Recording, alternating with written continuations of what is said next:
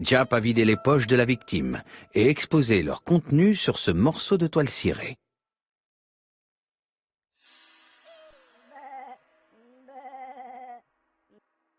Une chevalière, sans doute aux armes de la famille Clark.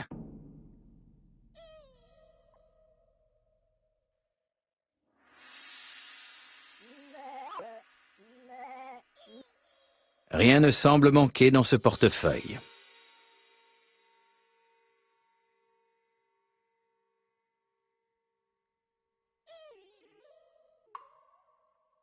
Un dragon oriental. C'est une pièce ancienne, bien plus que la montre sur laquelle on l'a fixée.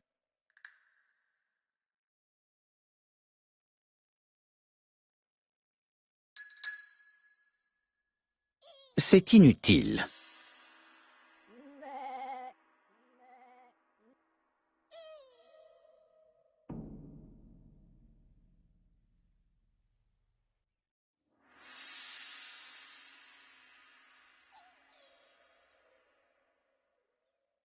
Un indicateur abaissé, la signature habituelle du meurtrier, trempé de sang cette fois. À part la blessure à la gorge, le corps est intact, ni coupure, ni hématome. À part la blessure à la gorge, Sir Carmichael a eu la gorge tranchée. L'incision est nette, du beau travail d'assassin. Le chemin a été aspergé de sang sur une zone conique qui part du corps et s'élargit en s'éloignant du buisson.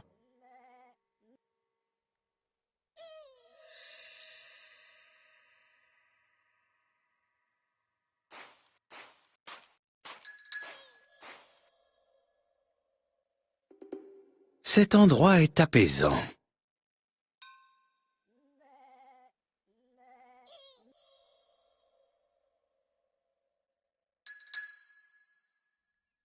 Le site est exceptionnel. J'imagine volontiers que Sir Carmichael aimait s'y arrêter tous les soirs.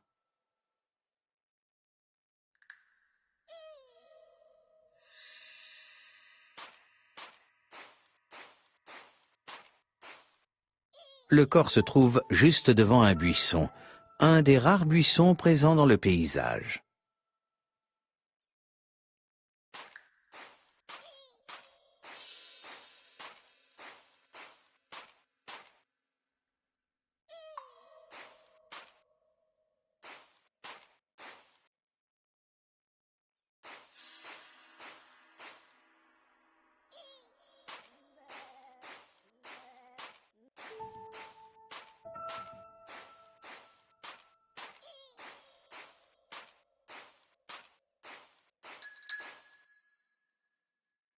Je ne vais pas partir maintenant. Il me reste des indices à trouver. Je ne vais pas partir.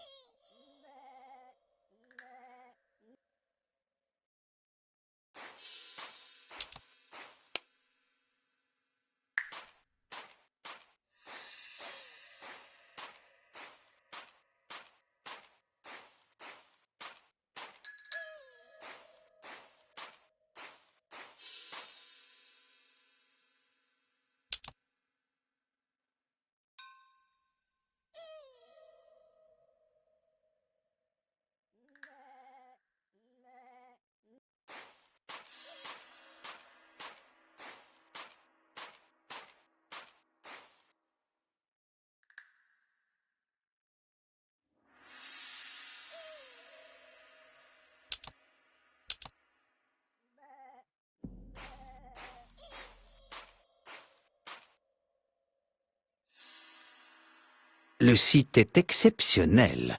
J'imagine volontiers que Sir Carmichael aimait s'y arrêter tous les soirs.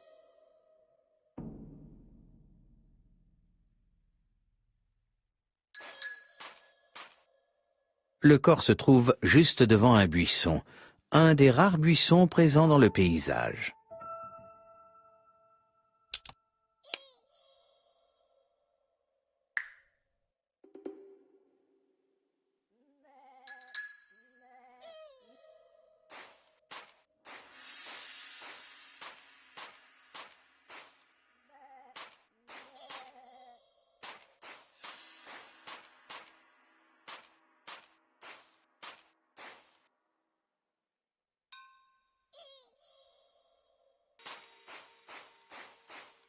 La végétation a été piétinée derrière le buisson. Tâchons à présent de faire fonctionner nos cellules grises.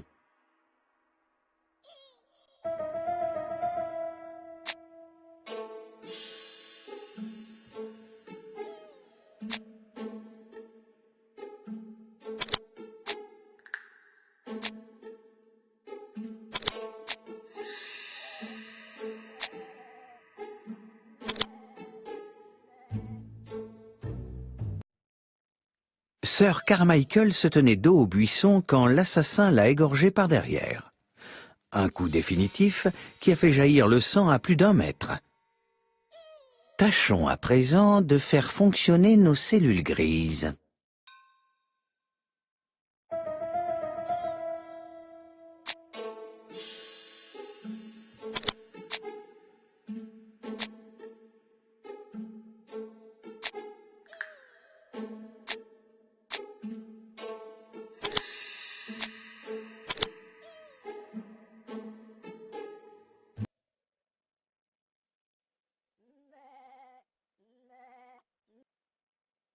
Vous avez fini, Poirot?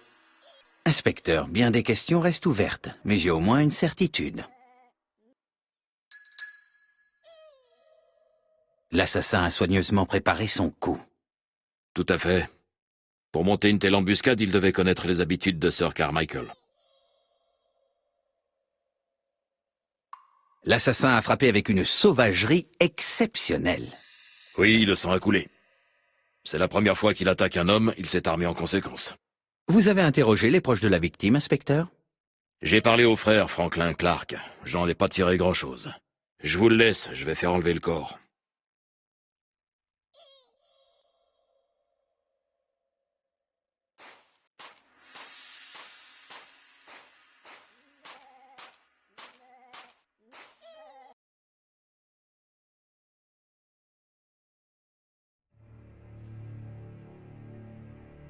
Franchement, cet inspecteur Japp me semble assez obtus. C'est sur votre ami Poirot que je compte, pour retrouver l'assassin de mon frère. Le voici, justement. Asseyez-vous, monsieur Poirot. Monsieur Poirot, je vous présente mademoiselle Thora Gray. C'était la secrétaire de mon frère. Enchanté, monsieur Poirot. Prendrez-vous du thé? Non merci, mademoiselle. Je le digère mal.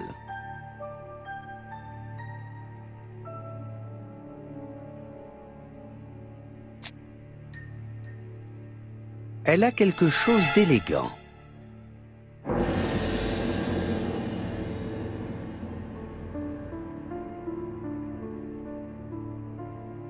Elle a du goût, sauf peut-être dans le choix de ses bijoux. Veuillez m'excuser, je dois aller m'occuper de Lady Clark.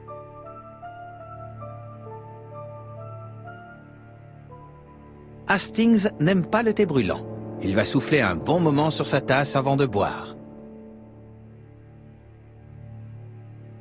C'est l'occasion ou jamais de l'interroger. Hastings n'aime pas le thé brûlant. C'est l'occasion... La femme de mon frère est gravement malade. Vous souhaiterez probablement l'interroger, mais je crains que ce ne soit pas possible aujourd'hui.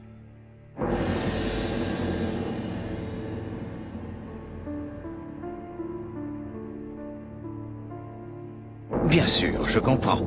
C'est une véritable embuscade qu'on a tendue à votre frère. Qui donc était au courant de ses habitudes?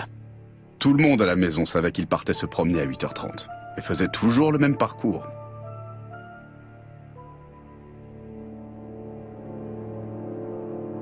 Et au village, connaissait-on les habitudes de Sir Carmichael? Je ne sais pas. C'est possible. Qu'avez-vous fait hier soir? Après dîner, je suis allé dans ma chambre.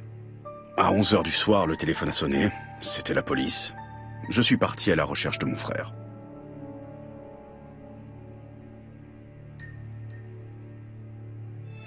Quel est votre roman préféré? Les enfants du chemin de fer, d'Edith Nesbit. Je sais, c'est un livre pour enfants, mais absolument captivant. C'est vous qui avez découvert le corps, n'est-ce pas? Oui, avec le jardinier. Avez-vous vu des inconnus rôder autour de la maison ces derniers temps? Non, à ma connaissance, personne ne s'est approché de la maison.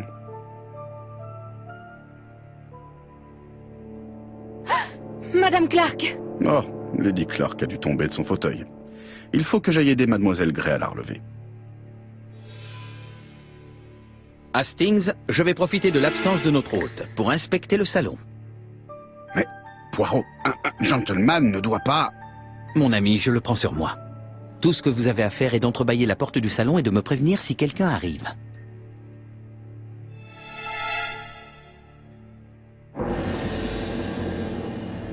Il y a là des objets de grande valeur.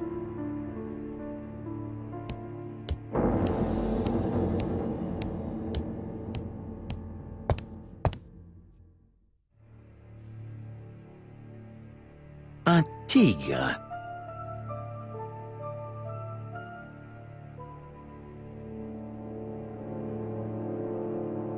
Dragon, dragon, dragon, Sir Carmichael faisait preuve d'une constance certaine dans la thématique de sa collection. Une tortue.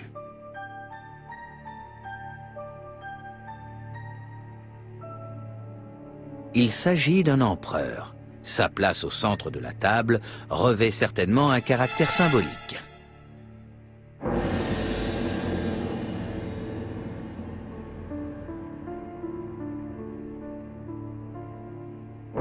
Une grue?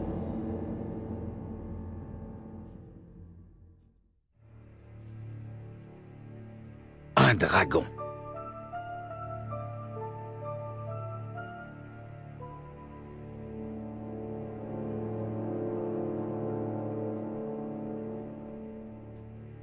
Collection privée de Combside, acquise depuis 1920. Le catalogue de la collection de Sir Carmichael Clark.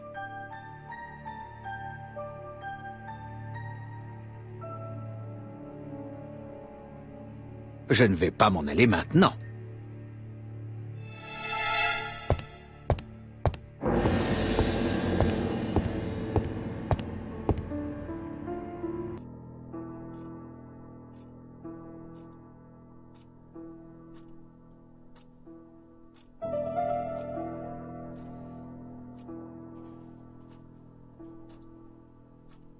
La tortue, le dragon, la grue et le tigre.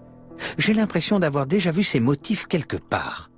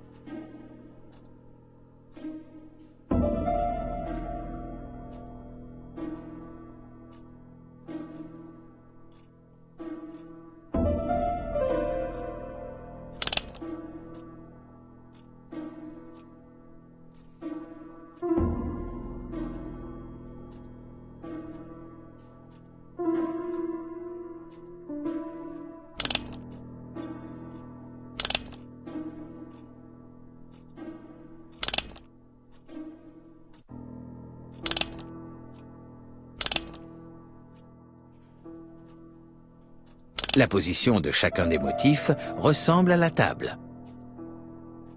Je pense avoir entendu un claquement. Serait-ce le placard? Voilà qui est intéressant.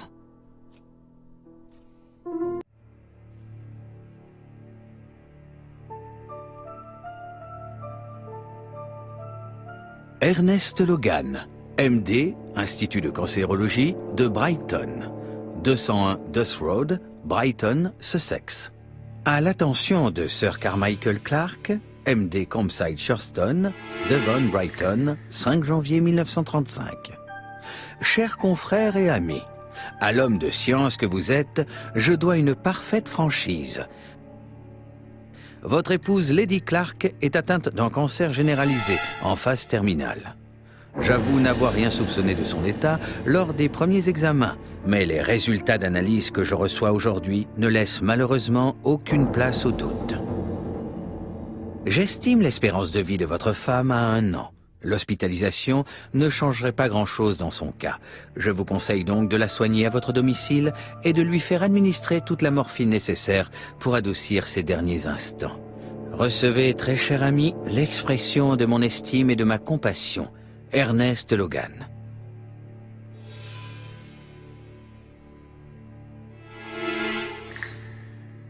Voici Mademoiselle Gray.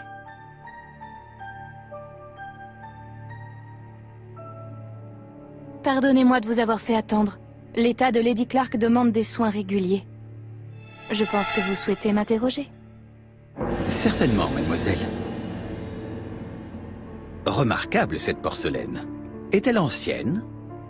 Elle date d'environ 3 siècles, je crois. Attendez, je cherche sa référence.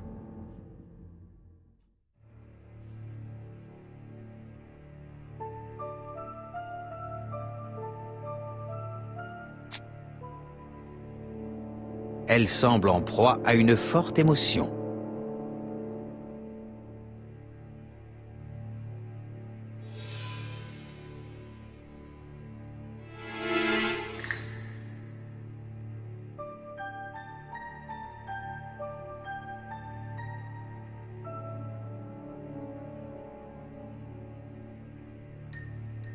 Je vous demande juste 1 minute, Monsieur Poirot. Elle ne parvient pas à cacher son émotion, et son maquillage a souffert. Je pense que cette jeune fille vient d'être embrassée. Voici. Théière au dragon noir, période Kangxi, fin du XVIIe siècle. C'est une pièce rare, au coloris atypique. Vous avez de solides connaissances en histoire de l'art. Acquise en travaillant avec Sir Carmichael.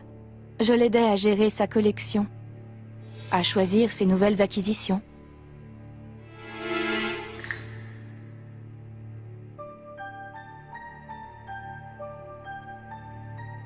Aviez-vous de bons rapports avec votre employeur? Il me traitait bien et je regrette sa disparition. Ces derniers jours, avez-vous vu des inconnus rôder dans les parages? Non. Personne ne s'est approché de Combside. Que faisiez-vous hier soir quand le meurtre a été commis? Je dormais. À 11 h, le téléphone m'a réveillée. J'ai entendu Franklin Clark qui parlait au jardinier. Ils sont partis avec des lanternes. Et ils ont trouvé le corps.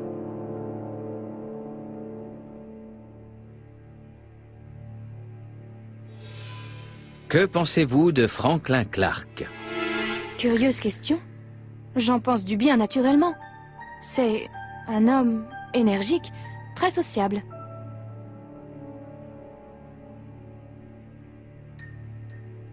Mademoiselle, si je peux me permettre, veuillez ne pas vous formaliser. Mon ami a des méthodes un peu particulières, mais en définitive, il œuvre pour faire arrêter l'assassin. Oui, je comprends. J'ai besoin de me reposer, veuillez m'excuser. Tout à l'heure, vous m'aviez demandé de faire le guet à la porte du salon. Je ne voulais pas être indiscret, bien sûr, mais il arrive qu'un gentleman surprenne un secret sans le vouloir. Cela arrive, en effet. Et donc, j'ai vu Franklin Clark embrasser Mademoiselle Gray au pied de l'escalier. Pensez-vous qu'il soit coutumier du fait? Non. J'ai perçu une émotion, une intensité. Je pense que c'était un premier baiser. Bravo, mon ami. Bien observé. Cependant, je ne prétends pas tout comprendre dans cette affaire. Ainsi, pourquoi Sir Carmichael ne s'est-il pas défendu? Il semblait pourtant actif et vigoureux. L'assassin ne lui a pas laissé une chance, Hastings. Tâchons de revivre la scène, voulez-vous?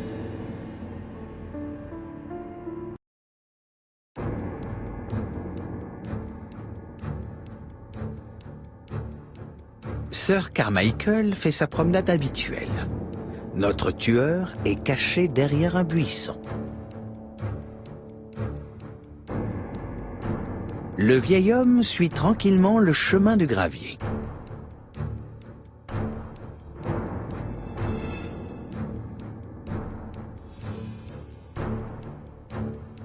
Puis, il se tourne vers la mer pour la contempler.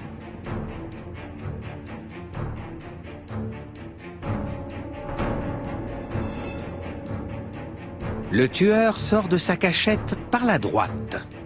Il s'approche silencieusement en marchant sur l'herbe. Puis il se précipite sur sa proie et égorge le pauvre homme. Il finit par déposer l'ABC avant de partir. Tout semble concorder avec la scène de crime, mon cher Hastings. Voilà ce qu'il s'est exactement passé.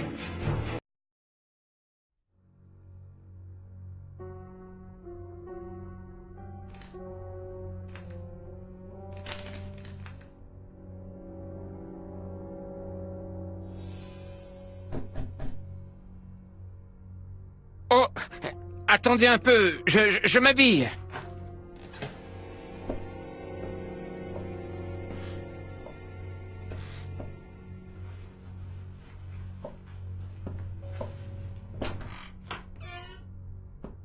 Dites donc, Monsieur Cust, vous rentrez bien de Shurston? Oui, en effet. Vous avez lu les journaux? Si ça se trouve, vous avez frôlé l'assassin. Vous vous rendez compte? Monsieur Cust, ça va? Vous avez vraiment l'air pas bien. Pardonnez-moi, ma gorge me brûle et j'ai la tête lourde. C'est depuis la guerre, vous savez. Après ma blessure, ma tête n'a jamais remarché comme avant.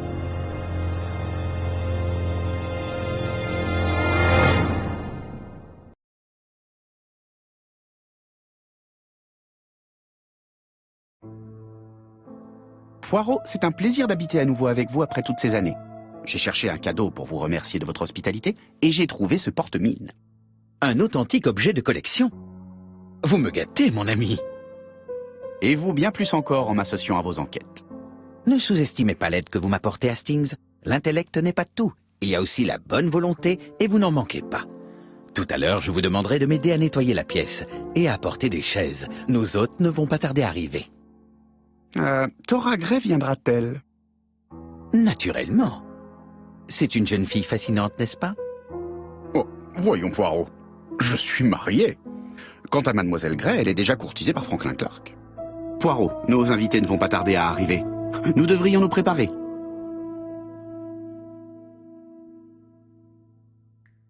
Je devrais profiter du silence pour les examiner.